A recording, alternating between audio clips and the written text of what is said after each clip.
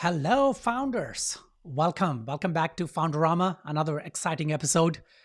So, today, a very interesting topic, a topic that I really love because, in my opinion and in my experience over the last 25 years of working with startups, working with founders, and all that,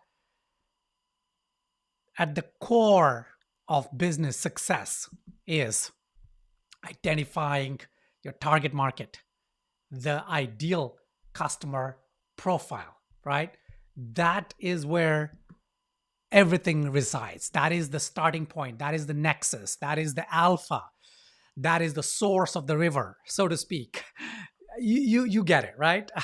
And the reason I'm terribly excited about, um, talking about customer personas, buyer personas, ideal customer profile, ICP, target market, target audience, all these words come under this general concept of the audience, the people whom your business serves, right? Because at the end of the day, we're in business for what? Okay, to make money, to make profits. That's okay. That's the duty, the dharma of businesses, right? The dharma of business is to make money, is to make profit. That is what capitalism is all about. But beyond that, there is this thing that I always talk about, which is the exchange of value, right? Between us as business owners, founders, entrepreneurs, and our customers.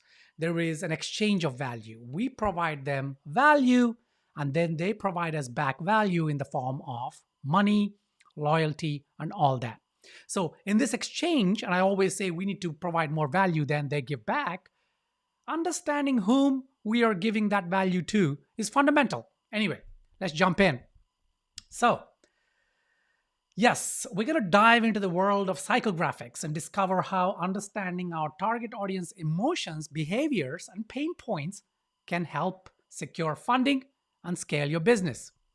Okay, so I want to break this down into the process of identifying audience tiers, leveraging archetypes, and crafting compelling messages that resonate with your perfect customers. So the key is to unlock your startup's potential and attract the investors you need. Okay, so how do we define our ideal customer profiles, right? ICP. Create research based buyer personas considering demographics, psychographics, behaviors, and pain points. Okay, so, and I keep saying this, and you must have watched me talk about this in another episode, but most founders, most business owners, they're looking at demographics, even marketing firms, marketing agencies, a lot of them, well, these days, it's the trend is changing, but typically, traditionally, they used to look at demographics, which is okay. We need demographics. Demographics is, about where they live, what do they do, what age, and so on and so forth. But psychographics is much more important than that. So psychographics is about behaviors, pain points. What do they care about, right? So understand how your ICP thinks, feels, and cares about their goals and challenges.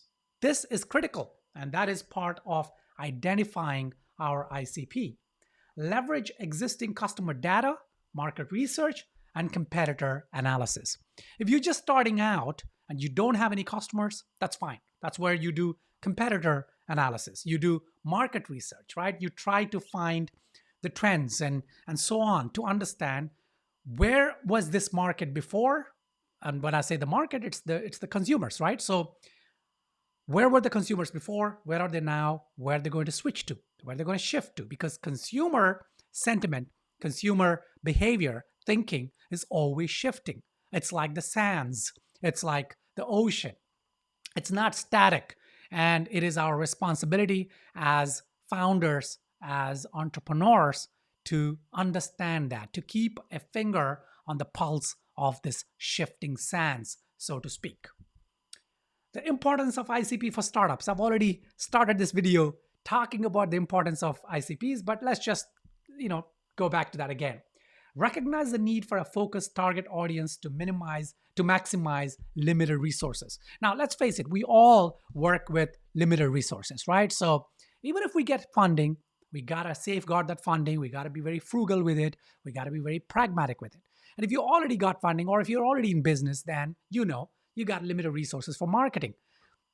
So if you identify your ICP, if you use that as your starting point, then you make better use of your limited resources. Why? Because then we can avoid the pitfalls of mass marketing and targeting to too many audience segments. Because look, if you don't know who your ICP is, then what happens is you will have to use a kind of a scattered approach, right? That's what mass marketing is. But the brands that do mass marketing, well, they got the money to do that. So, but even then, you will notice they are very, very, very targeted. They do their ICPs and so on. Embrace the concept of niching down for better traction and growth. So, if you're trying to target everyone, you target no one. So, niching down is very important because the riches are in the niches, right?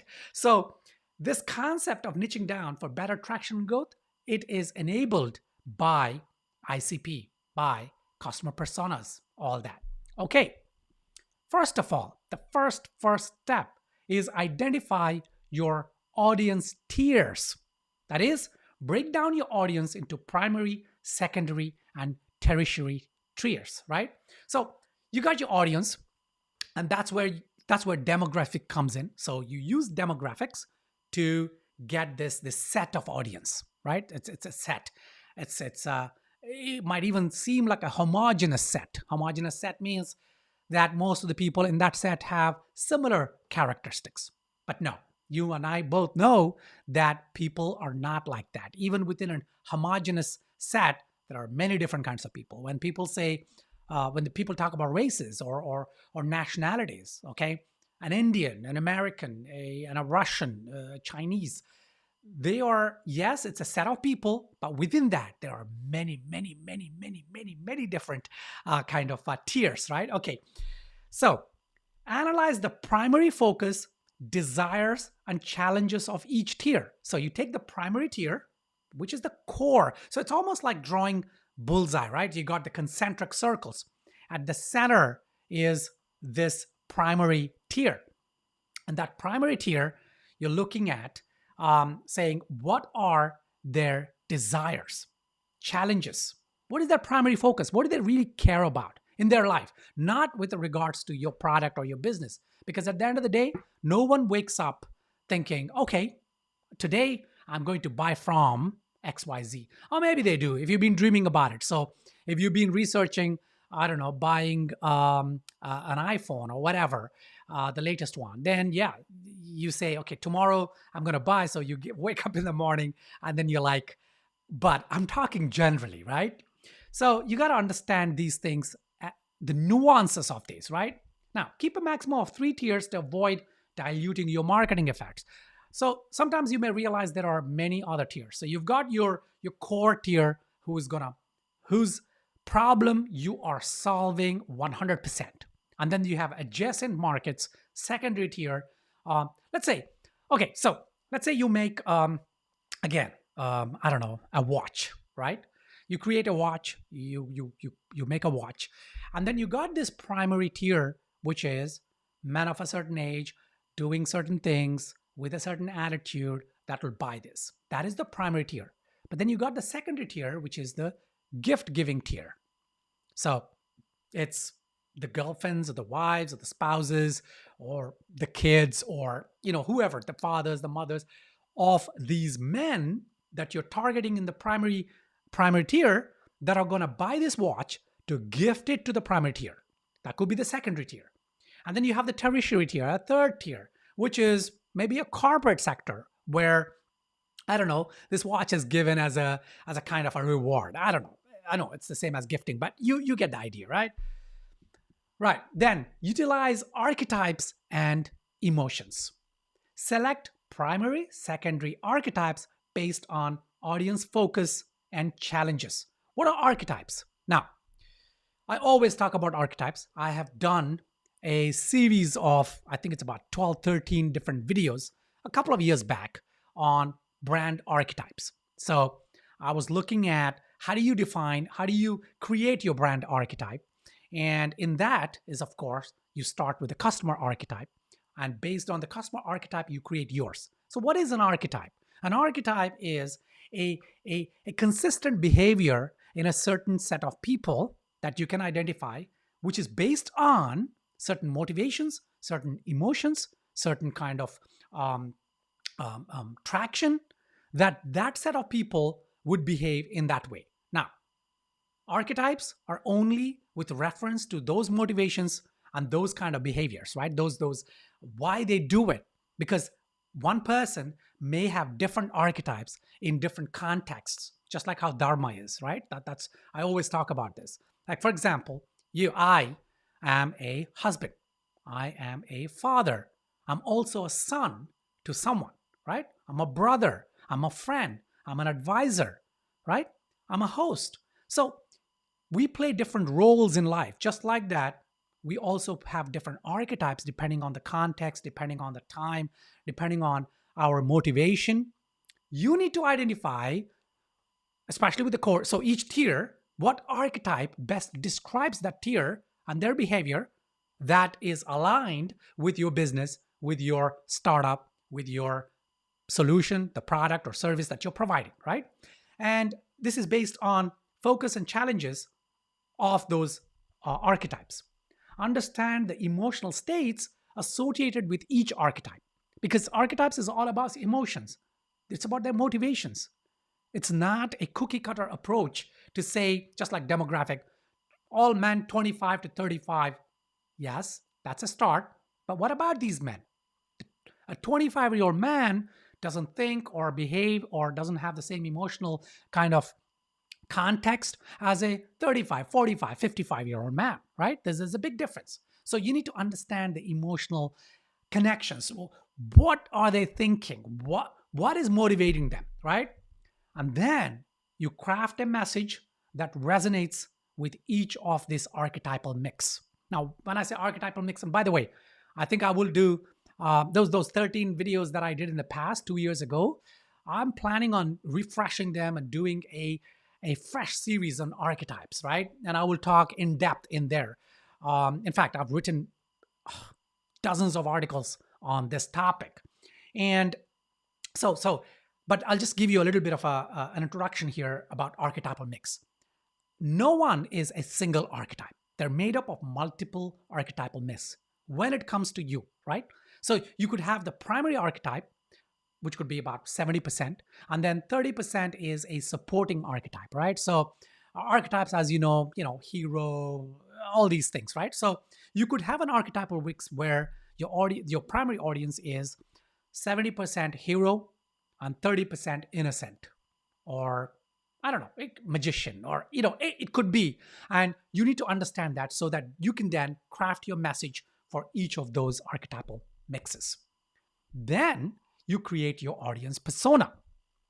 Develop core words and characteristics that describe your audience, right? So you need to create a almost like an audience vocabulary, right? It's like a brand dictionary where you have all these words that describe the characteristics of your audience, of each of these archetypes, right?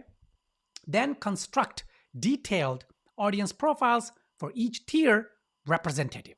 So you create a persona, a real persona, a persona that has a name, age, likes, dislikes, habits, desires, fears, challenges, and all that. And then you create the ICP, or the ideal customer profile.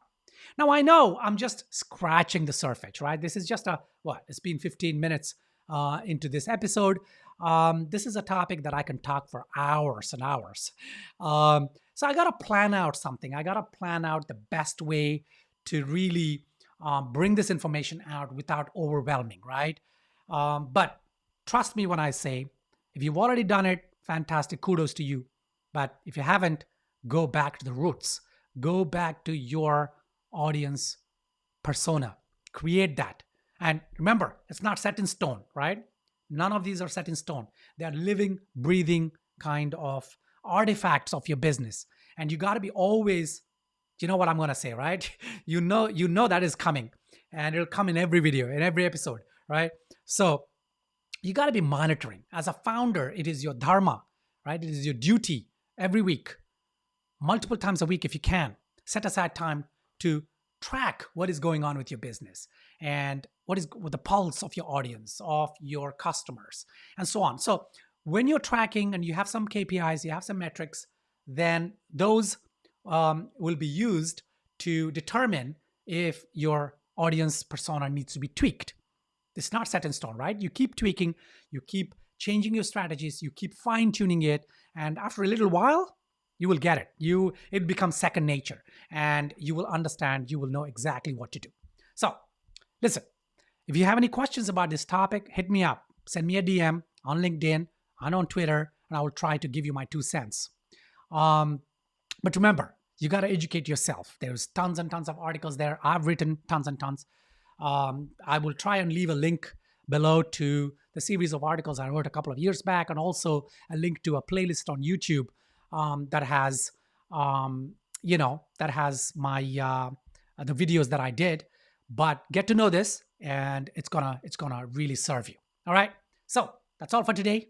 I will see you in tomorrow's episode, and we will continue our journey of building, getting funded, scaling, exiting, and all that. All right. Till tomorrow's video and episode, go forth and prosper.